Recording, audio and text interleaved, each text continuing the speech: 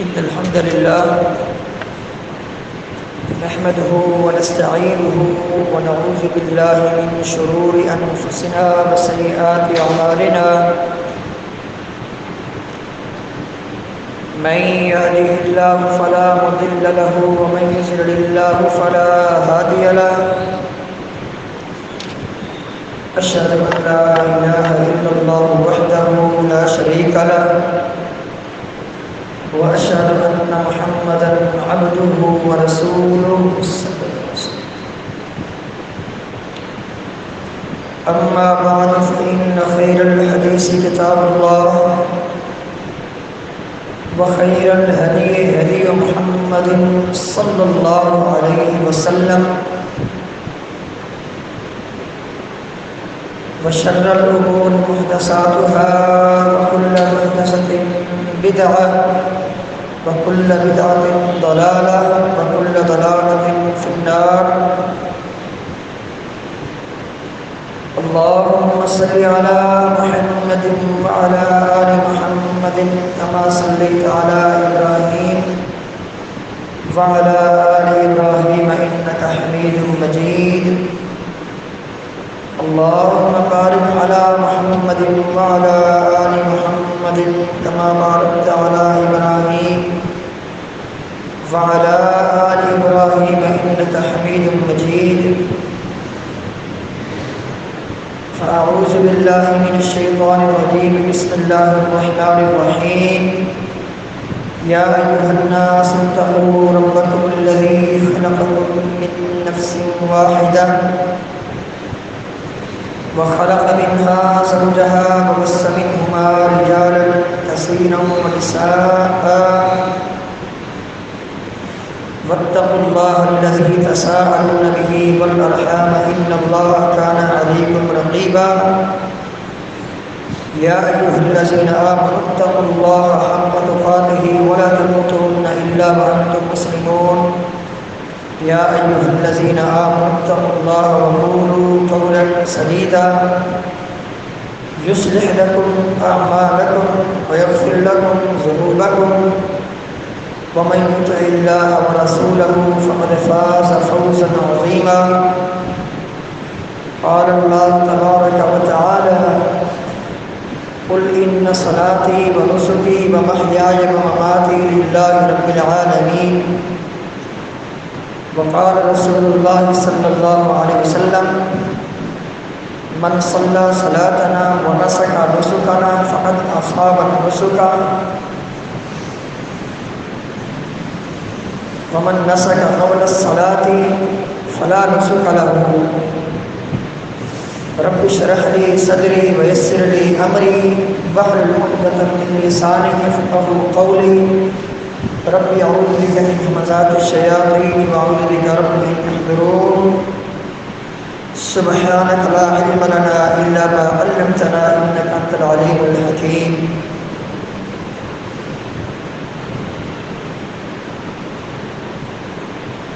اللہ تعالیٰ کے فضل و کرم سے زندگی میں ایک بار پھر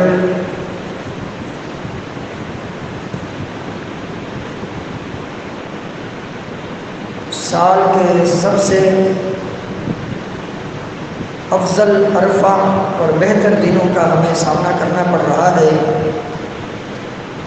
ایک بار پھر اللہ تعالیٰ نے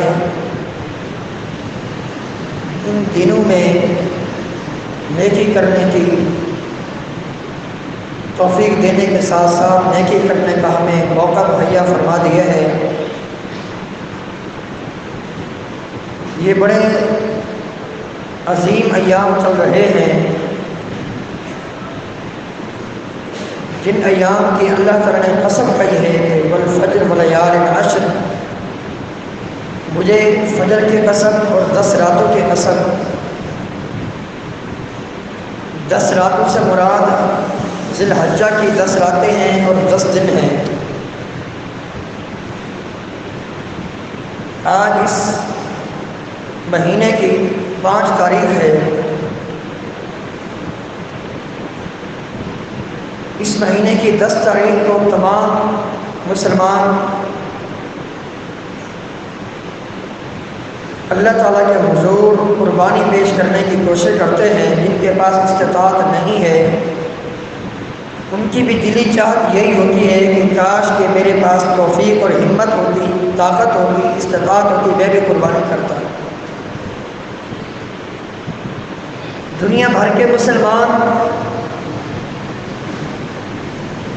اس دن اللہ تعالیٰ کے حضور اپنی قربانیاں پیش کرتے ہیں، اور یہ بہت بڑا عمل ہے، بہت بڑی نیکی ہے۔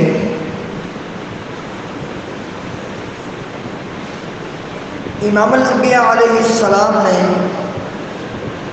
حجۃ الوداع کے موقع پر ایک نہیں، دو نہیں، بلکہ اللہ تعالیٰ کے راستے میں 100 اونٹ نحر فرمائے۔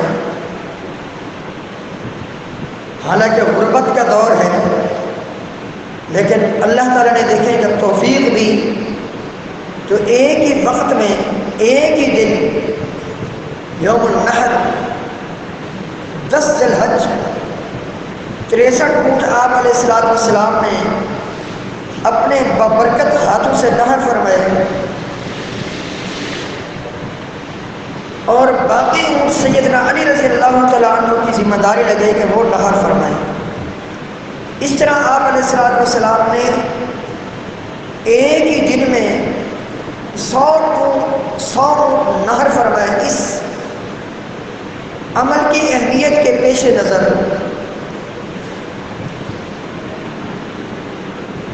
اور پھر اس سے پہلے مدینہ کے اندر ہر سال نبی علیہ السلام قربانی کیا کرتے تھے، اور یہاں یہ بات بھی ذہن نشین رہے، یہ کوئی پیسے کا ضیاع نہیں ہے، اس سے پیسے ضائع نہیں ہوتے۔ جیسا کہ غیروں سے متاثر ہونے والے بعض مسلمان نوجوان یہ کہتے ہیں کہ اتنی زیادہ قربانیاں کرنے سے پیسے کا ضیاع ہے، نہیں، اگر قربانی کرنے والے کے دل میں اخلاص ہے، ریاکاری نہیں ہے، اس کی یہی دلی چاہت ہے کہ میری اس قربانی کا فائدہ میرے علاقے کے تمام غرباء مساکین کو ہو، تو اس کے لیے بڑا اجر ہے۔ اور پھر قربانی کا تعلق صرف حج کے ساتھ نہیں ہے، جیسے کہ منکرین حدیث کا یہ نظریہ ہے کہ قربانی کا تعلق حج کے ساتھ ہے، ایسی بات نہیں۔ حج کے لیے جو قربانی ہے ہی ہے، لیکن اس کے علاوہ دنیا بھر کے مسلمان اپنے اپنے گھروں میں قربانیاں کر سکتے ہیں، بلکہ کرنی چاہیے اگر استطاعت ہے، طاقت ہے، ہمت ہے۔ امام الانبیاء علیہ السلام نے فرمایا، من وجد ساعتا فلم یضحی فلا یقربن مصلانا، جس کے پاس قربانی کرنے کی طاقت ہے اور وہ قربانی نہیں کرتا، اہمیت نہیں دیتا، حالانکہ سرمایہ دار ہے، اس کے بعد پیسے ہیں، بڑی بڑی گاڑیوں کا مالک ہے، بنگلوں کا مالک ہے، بینک بیلنس کا مالک ہے، لیکن قربانی نہیں کرتا، جیسے کہ بعض لوگ اس کو اہمیت نہیں دیتے۔ فرمایا پھر اس بندے کو چاہیے کہ فلا یقربن مصلانا، یہ عیدگاہ میں نہ آئے، گھر میں بیٹھا ہے۔ تو اس حدیث میں یہ بات بالکل واضح ہے کہ قربانی کا تعلق صرف حج کے ساتھ نہیں ہے، بلکہ دنیا بھر کے مسلمان قربانیاں کریں۔ اور قرآن پاک میں بھی اللہ تعالیٰ نے قربانی کا الگ سے تذکرہ فرمایا ہے، جہاں حج کے احکامات کا تذکرہ فرمایا وہاں پر بھی قربانی کا تذکرہ فرمایا، لیکن الگ سے بھی جہاں پر حج کے احکامات کا تذکرہ نہیں فرمایا قربانی کا تذکرہ فرمایا۔ فرمایا فصلی لربک وانحر، اے میرے پیارے پیغمبر صلی اللہ علیہ وسلم، ہم نے آپ کو خیر کثیر سے نوازا ہے، انا اعطیناک الکوثر، ہم نے آپ کو خیر کثیر عطا فرمائی ہے، اس کے شکرانے کے طور پر آپ نے کیا کرنا ہے؟ نمبر 1 نماز پڑھنی ہے، وانحر اور قربانی کرنی ہے۔ یہاں کہیں بھی حج کے احکامات کا ذکر نہیں ہے، یہاں الگ سے قربانی کا تذکرہ فرما کر قربانی کی اہمیت کو واضح فرمایا کہ قربانی اگر کسی کے پاس کرنے کی ہمت اور طاقت ہے وہ نہیں کرتا تو اس کو چاہیے کہ وہ عیدگاہ میں نہ جائے، وہ گھر میں ہی بیٹھا رہے۔ تو اگر ہمارے پاس طاقت ہے ضرور قربانی کریں، اللہ تعالیٰ توفیق دے، ہمت دے۔ اور یہاں یہ بات بھی ذہن نشین رہے، جو قربانی کرنے والا ہے اس کو چند چیزوں کا خیال رکھنا چاہیے، اور یہ چیزیں اختیار کرنا اس کے لیے ضروری ہے۔ اگر یہ چیزیں، یہ چند اعمال وہ اختیار نہیں کرے گا تو عین ممکن ہے اسے قربانی کا اجر نہ ملے۔ سب سے پہلی چیز، قربانی کرنے والے کو چاہیے کہ وہ نمازی ہو، کیونکہ اللہ تعالیٰ نے جہاں قربانی کا تذکرہ فرمایا اس سے پہلے نماز کا تذکرہ فرمایا، فصلی، نماز پڑھیے، وانحر، قربانی کیجیے۔ تو قربانی کرنے والے کو چاہیے کہ وہ نمازوں کا پابند ہو۔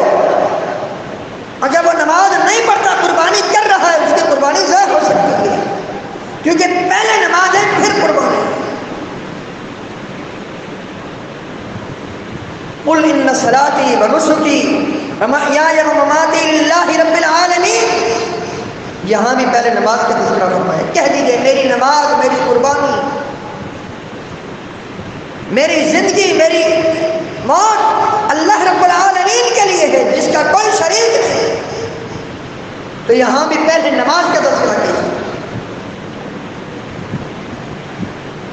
اگر کوئی بندہ وہ قربانی کرنے والا ہو یا کوئی اور ہو، عام مسلمان ہو، وہ قربانی کرے یا نہ کرے، اگر وہ نماز چھوڑ دے گا، بھلے اس نے کروڑوں کی قربانی کی ہوں، وہ سن لے وہ کفر کا مرتکب ہوا ہے۔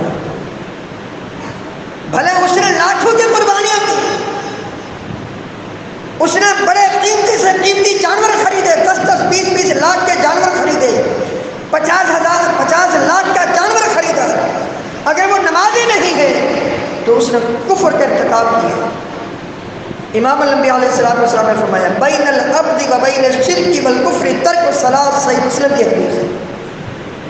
فرمایا مشرک اور کافر اور اللہ کے بندے کے بیچ میں جو فرق کرنے والی چیز ہے وہ نماز ہے۔ مشرک اور کافر نماز نہیں پڑھتا، مسلمان اور جو اللہ کا حقیقی اور سچا بندہ ہے وہ نماز پڑھتا ہے۔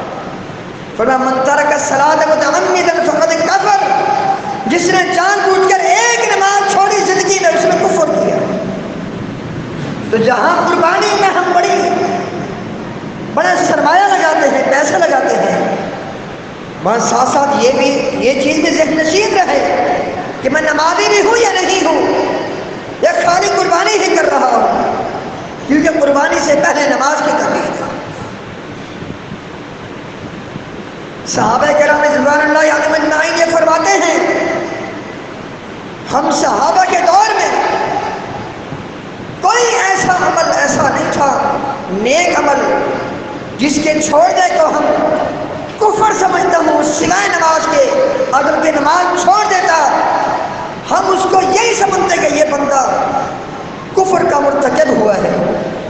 عبداللہ بن مسعود رضی اللہ تعالیٰ عنہ کا بڑا عظیم قول امام مسلم رحمہ اللہ روایت فرماتے ہیں کہ عبداللہ بن مسعود رضی اللہ تعالیٰ عنہ فرماتے ہیں مسجد نبوی میں جب جماعت کھڑی ہوتی صرف اور صرف پیچھے گھروں میں منافق ہی رہتے، جن کے بارے میں سب کو پتہ تھا یہ منافق ہیں، جن کا نفاق سب کے سامنے بالکل واضح تھا، ان کے علاوہ باقی حتیٰ کہ مریض بھی 2 آدمی کے سہارے چل کے مسجد میں آتا۔ ہمیں تھوڑی بیماری ہو جاتی ہے، تھوڑا بخار ہو جاتا ہے، مسجد کے پڑوس میں رہنے کے باوجود گھر میں نماز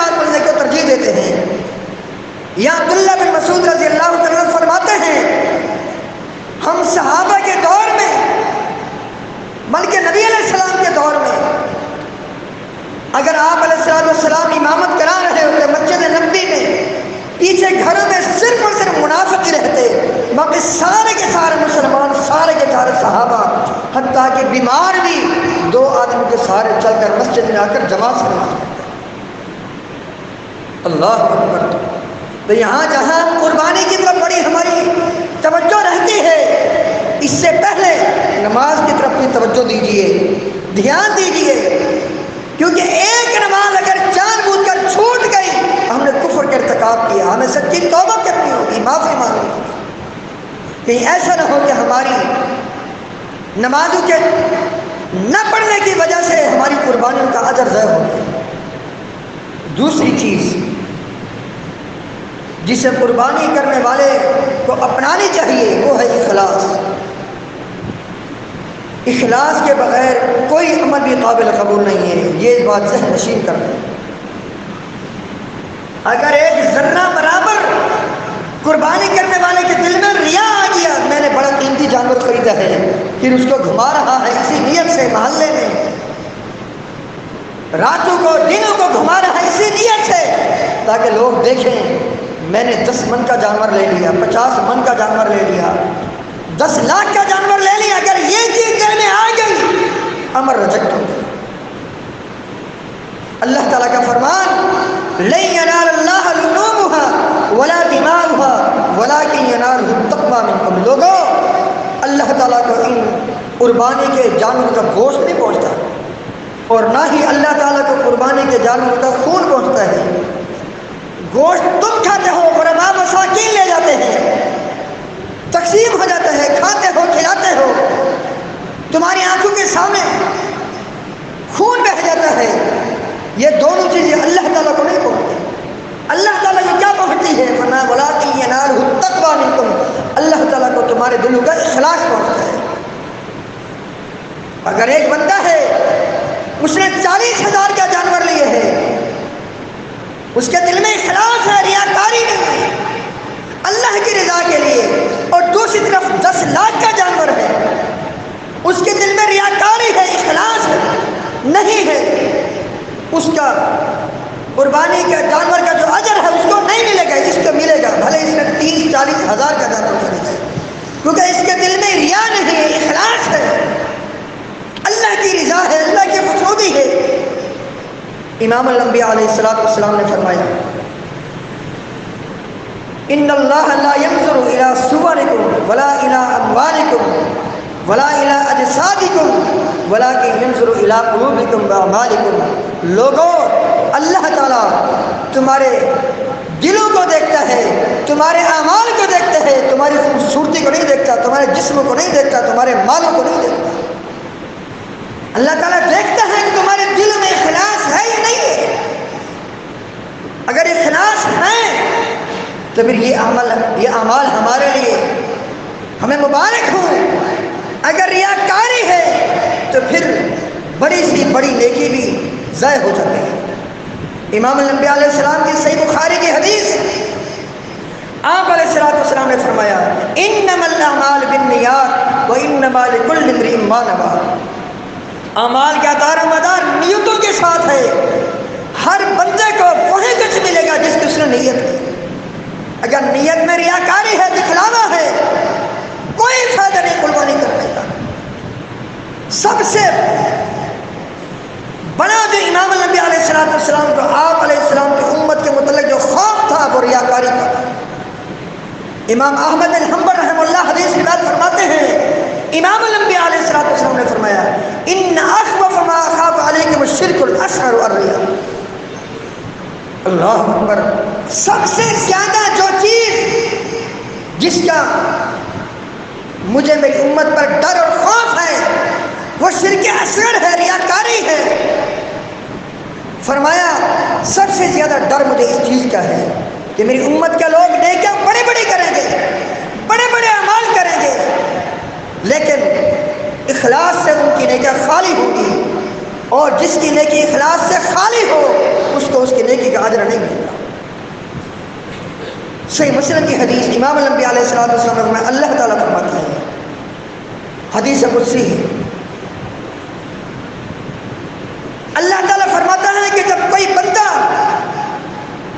کوئی عمل کرتا ہے، من عمل عملا اشرک فیہ معی غیری ترکتہ وشرکہ فہو للذی اشرک، جو بندہ کوئی عمل کرتا ہے مجھے بھی دکھلا رہا ہے، اپنے محلے کے لوگوں کو بھی دکھلا رہا ہے، میں تو دیکھ رہا ہوں، لیکن ساتھ ساتھ اپنے دوستوں کو، اپنے محلے علاقے والوں کو وہ عمل دکھا رہا ہے، اور اس کی دلی چاہت یہی ہے جیسے اللہ دیکھ رہا ہے میرے عمل کو فلاں بھی دیکھے، اشرک فیہ معی غیری ترکتہ وشرکہ، میں اس کے اس شرک والے عمل کو چھوڑ دیتا ہوں، اور میں کہتا ہوں جہاں جو تو نے میرے لیے عمل کیے، نمازیں میرے لیے پڑھی، روزے میرے لیے رکھے، چاہے یہ بھی اس کو دیکھا، مجھے تیرے اس عمل کی بھی ضرورت نہیں ہے جو تو نے میرے لیے کیا۔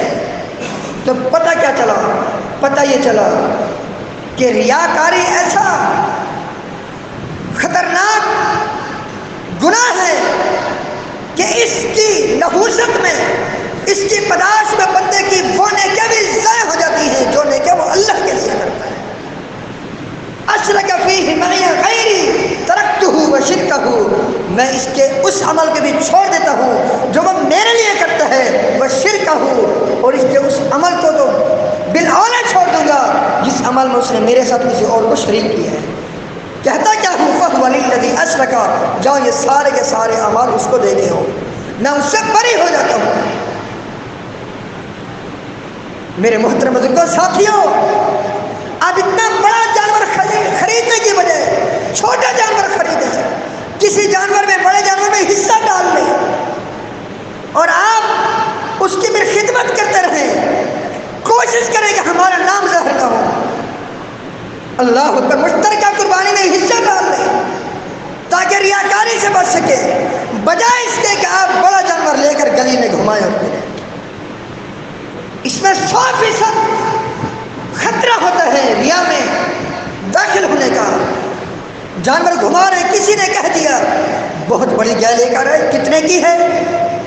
بتاتا ہوا شیطان یہ بات دل میں ڈال سکتا ہے، یہ 50,000 کی ہے، یہ 50 لاکھ کی ہے، یہ 10 لاکھ کی ہے، یہ اتنے لاکھ کا جانور ہے، بتاتے ہوئے شیطان دل میں بات ڈال سکتا ہے، وہ دشمن ہے۔ انہ لکم عدو فاتخذوہ عدوا، لوگوں سن لو وہ تمہارا دشمن ہے، اور دشمن ہی اس کو بنا کے رکھو، اور ایسا خطرناک دشمن ہے جو دھوکے باز ہے۔ آدم علیہ السلام کے سامنے اس نے جھوٹی قسمیں کھائی، وقاسمہما انی لکما لمن الناصحین، قسمیں کھائی میں تمہارا خیر خواہ ہوں، میں تمہارا خیر خواہ ہوں، تمہارے ساتھ خیر خواہی کر رہا ہوں، فدلاہما بغرور، دھوکے میں ڈال دیا۔ آخرکار آدم علیہ السلام کو، اما حوا علیہ السلام کو قسمیں جھوٹی کھا کھا کر جنت سے نکلوا دیا۔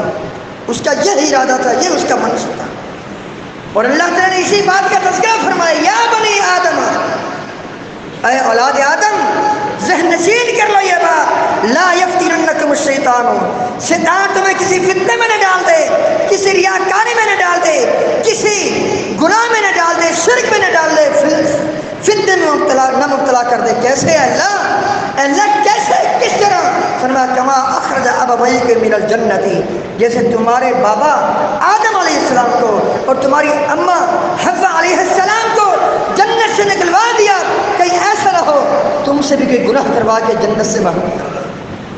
تو ہمیں چوکنا رہنا ہوگا، ہمیں ریاکاری سے بچنا ہوگا، ورنہ ہماری نیکیاں ضائع ہو سکتی ہیں۔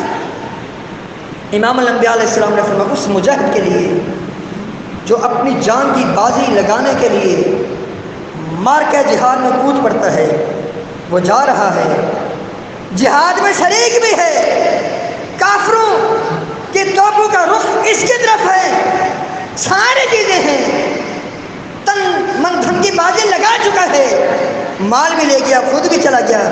فرمایا اگر اس کا ارادہ یہی ہے کہ جو رسی ملتی ہے مال غنیمت میں مجھے وہی مل جائے، فرمایا ولم ینوی الا عقارا فلہ ما ربا، اس رسی کا اس نے ارادہ کیا جس رسی سے جانور کو باندھا جاتا ہے، اگر اتنی حقیر سی چیز کا اس نے ارادہ کیا وہی چیز اس کو ملے نہ ملے، لیکن جہاد کے اتنے بڑے اجر سے وہ محروم رہ گیا۔ کتنی بڑی فضیلت ہے، کتنی بڑی مجاہد فی سبیل اللہ کی فضیلت ہے۔ آپ علیہ السلام نے فرمایا، صحیح مسلم کی حدیث، مجاہد فی سبیل اللہ کے لیے 200 درجے ہیں جنت میں، 200، اور ہر درجے کے مابین اتنا فاصلہ ہے جتنا آسمان و زمین کے درمیان فاصلہ ہے۔ اتنے بڑے اجر سے محروم رہا کون؟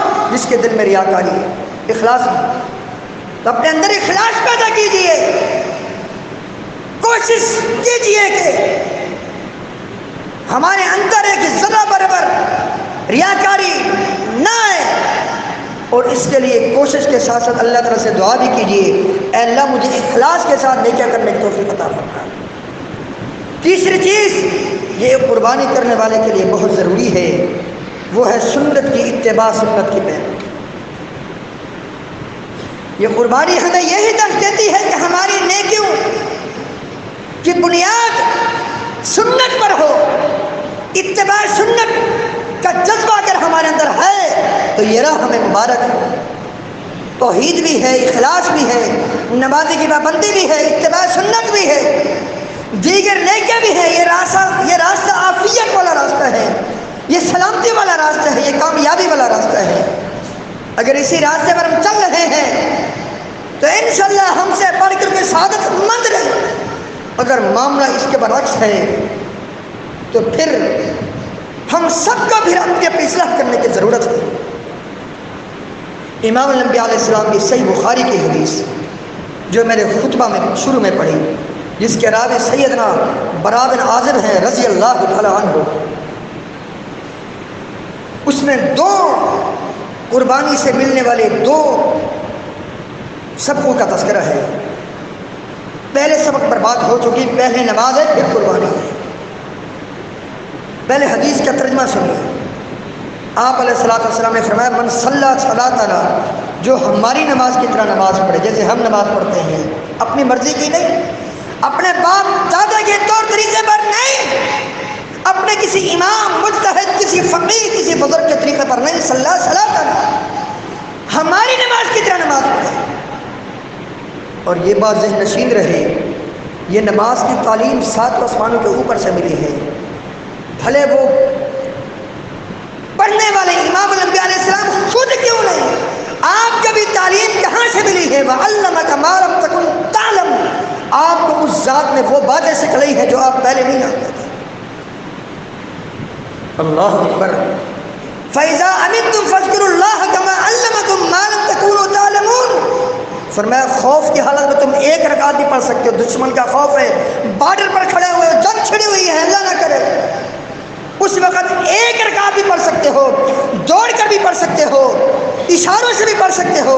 لیکن فرمایا فَإِذَا أَمِنْتُمْ، جب دشمن کا خوف ختم ہو جائے، جنگ ختم ہو جائے، لڑائی ختم ہو جائے، بارڈر سے واپس آ جاؤ، تو ایسے پڑھو جیسے تمہارے رب نے تعلیم دی ہے۔ اللہ وہ تعلیم کہاں ہے؟ پورے قرآن میں جو اللہ نماز کا طریقہ نہیں ہے۔ فرمایا تم نے میری یہ بات نہیں سنی، لقد کان لکم فی رسول اللہ اسوۃ حسنہ، تمہارے لیے امام الانبیاء علیہ السلام کی زندگی میں بہترین نمونہ ہے۔ یہ آئیڈیل، یہ سمپل، یہ نمونہ تمہارے سامنے موجود ہے، جس سے قیمتی عرفہ بلند و بالا نمونہ بھی نہیں ہو سکتا، سیمپل بھی نہیں ہو سکتا۔ یہ آئیڈیل، یہ نمونہ میں نے بھیجا ہے، جیسے یہ کرتا جائے ویسے کرتا جائے۔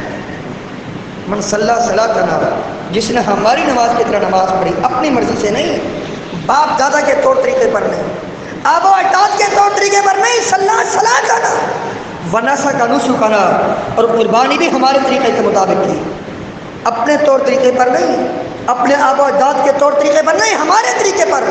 فقد اصاب نسکا، وہ بندہ قربانی کے اجر کو پہنچ چکا ہے، قربانی تک وہ پہنچ چکا ہے۔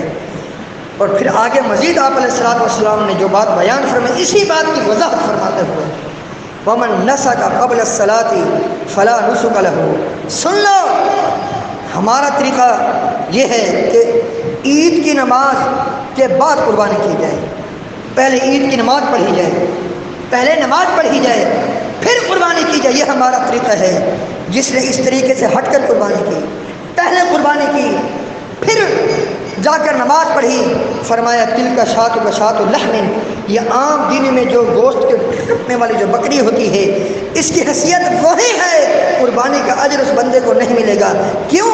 اے اللہ کے رسول صلی اللہ علیہ وسلم، اس لیے کہ وہ ہمارے طریقے سے ہٹ گیا۔ تو پتہ کیا چلا؟ تمام کی تمام جو ہماری نیکیاں ہیں ان کا اجر ہمیں تب تک نہیں ملے گا جب تک امام الانبیاء علیہ السلام کا طریقہ نہ ہو۔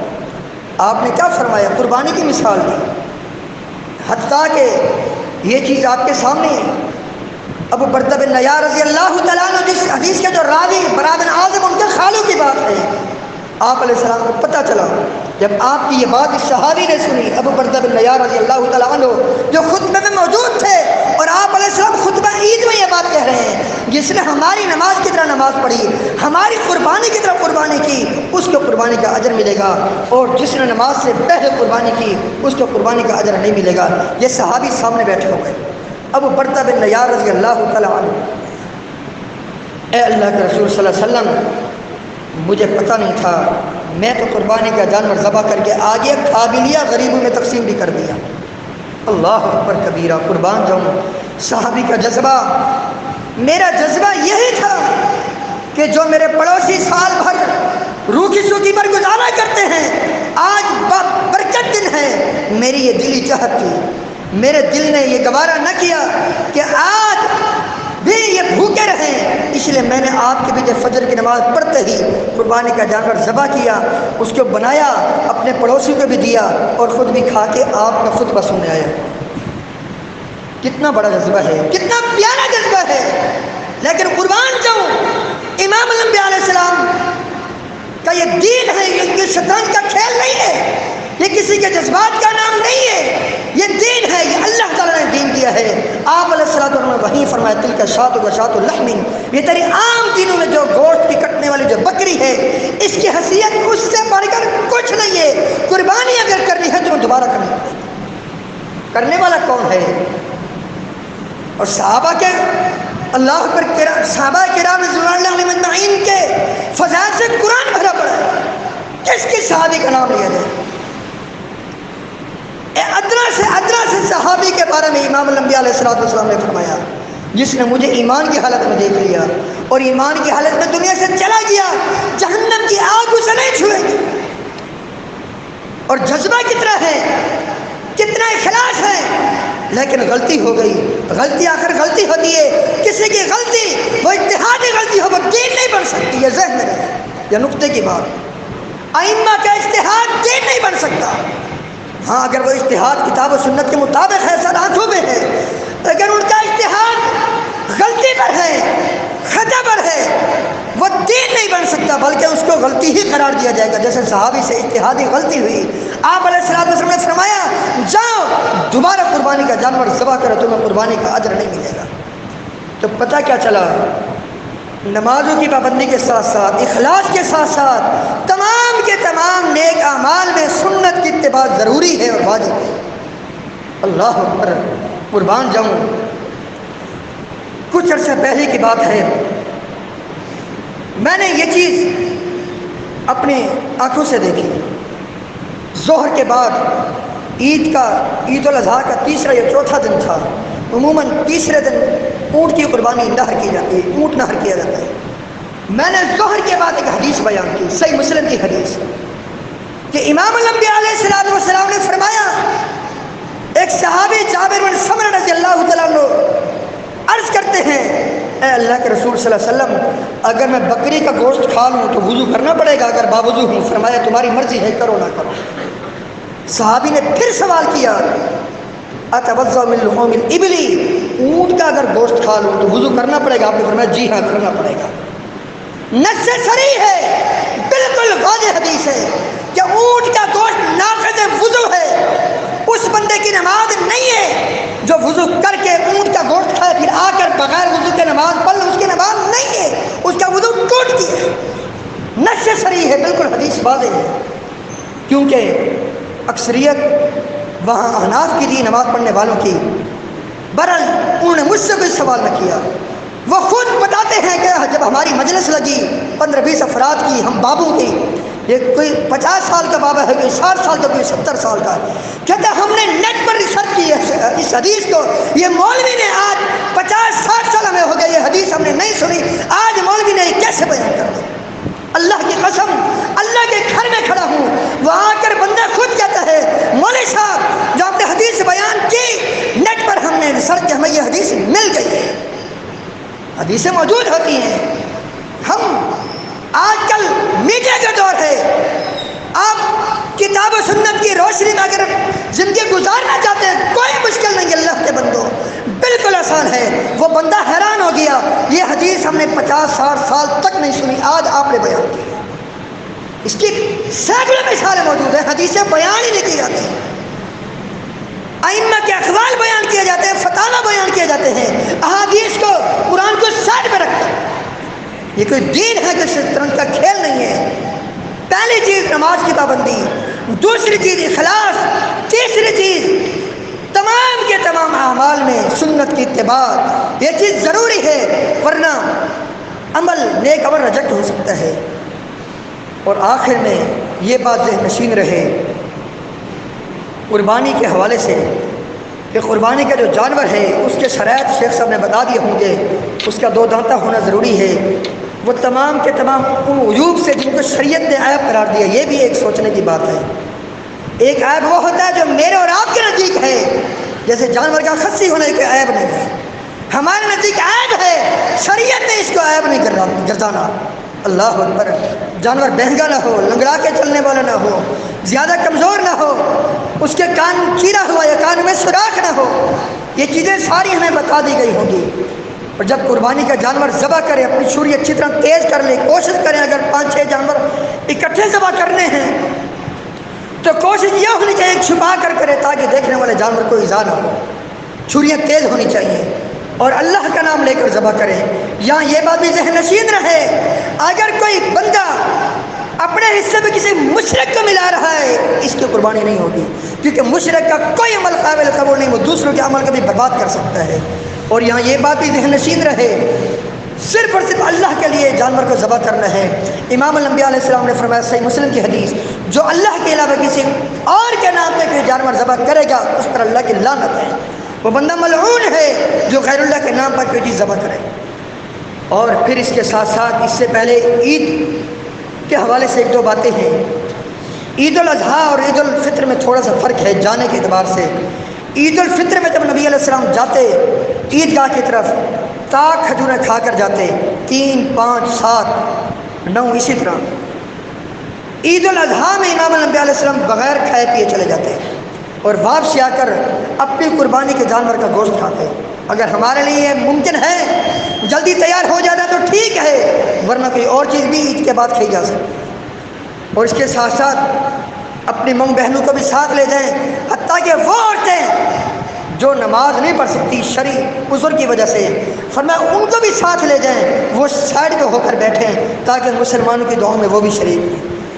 اور اس کے ساتھ ساتھ ایک اور بات ذہن نشین رہے جس کی بڑے دھڑلے سے مخالفت کی جاتی ہے۔ امام الانبیاء علیہ السلام، ابو بکر صدیق رضی اللہ تعالیٰ عنہ، عمر بن خطاب رضی اللہ تعالیٰ عنہ، حتیٰ کہ عثمان غنی رضی اللہ تعالیٰ عنہ، یہ تمام پر گزیدہ ہستیاں پہلے عید کی نماز پڑھتے پھر خطبہ دیتے۔ یہاں کیا ہوتا ہے، پہلے خطبہ دیا جاتا ہے پھر عید کی نماز پڑھی جاتی ہے۔ یہ چیز بدعت ہے اور خلاف شرع ہے۔ احادیث تواتر کے درجے تک پہنچی ہوئی ہیں کہ امام الانبیاء علیہ السلام پہلے خطبہ دیتے پھر عید کا، پہلے عید کی نماز پڑھتے پھر خطبہ دیتے۔ اور یہاں سنت کی مخالفت کی جاتی ہے، پہلے خطبہ دیا جاتا ہے پھر عید کی نماز پڑھی جاتی ہے۔ جہاں سنت کی مخالفت ہوتی ہے برائے کرم وہاں نہ جائیں تاکہ سنت کی مخالفت نہ ہو، وہیں جائیں جہاں سنت کی اتباع کی جاتی ہے کہ پہلے عید کی نماز پڑھی جاتی ہے پھر خطبہ دیا جاتا ہے۔ اور یہی چیز حد تواتر کو پہنچی ہوئی ہے حدیث مبارکہ کی روشنی میں۔ اور اس کے ساتھ ساتھ جو قربانی کرنے والا ہے اس کو چاہیے کہ اس کا رزق بالکل حلال ہو۔ اگر وہ حرام مال سے قربانی کر رہا ہے اس کی قربانی بالکل قابل قبول نہیں ہے، بلکہ حرام کھانے کمانے والا، سود کھانے کھلانے کمانے والا، سود پر گواہ اور سودی کاروبار لکھنے والا، اس کا تمام کے تمام کاروبار حرام اور ناجائز ہے۔ اگر کوئی بندہ، کوئی ایسا بندہ کسی کی قربانی میں شریک ہو جائے، اس بندے کو ریجیکٹ کر دیا جائے کیونکہ اس کے حرام کی کمائی کی وجہ سے دوسروں کا جو حصہ ہے وہ بھی ضائع ہو سکتا ہے۔ یہ چند باتیں تھیں قربانی کے حوالے سے، عید کے حوالے سے۔ اور آپ سب جانتے ہیں منگل کے دن یہاں پاکستان میں 9 ذی الحج ہے، بدھ کے دن عید ہے، تو یوم عرفہ کا روزہ رکھنا نہ بھولیے۔ اگر وہاں کے حساب سے رکھنا ہے تو پیر کا دن آ رہا ہے، پیر کے دن بھی رکھیے، منگل کے دن بھی رکھیے، 2 دن رکھیے، کیونکہ پیر کے دن نبی علیہ السلام کی سنت ہے روزہ رکھنا۔ آپ علیہ السلام نے فرمایا میں پیر کے دن روزہ اس لیے رکھتا ہوں، پیر کے دن میری ولادت ہوئی، اور پیر ہی کے دن اللہ تعالیٰ کے ہاں نیکیاں پیش ہوتی ہیں، میں چاہتا ہوں میری نیکی روزے کی حالت میں پیش ہو۔ تو یہ چند باتیں تھیں آنے والے دنوں کے حوالے سے۔ اللہ تعالیٰ سے دعا ہے اللہ تعالیٰ ہم سب کو اپنے اصلاح کرنے کی توفیق عطا فرمائے۔ یہ تکبیرات کے دن ہیں، کثرت سے تکبیرات پڑھیے، اللہ اکبر اللہ اکبر لا الہ الا اللہ اکبر اللہ اکبر وللہ الحمد، آتے جاتے ہوئے، حتیٰ کہ عیدگاہ کی طرف اگر جا رہے ہیں پڑھتے ہوئے تکبیریں جائیں، واپسی جب آنا ہے راستہ چینج کر کے تبدیل کر کے، تاکہ قیامت کے دن یہ زمینیں ہمارے حق میں اللہ تعالیٰ کے ہاں گواہی دیں اور ہماری بخشش ہو سکے۔ استغفر اللہ لی ولکم ولسائر المسلمین۔